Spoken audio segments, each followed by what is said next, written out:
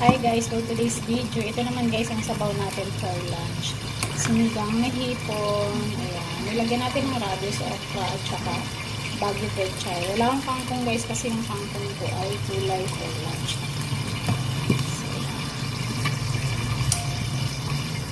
So, ang sarap ng ating sabaw. Sinigang na hipon for lunch. Yummy.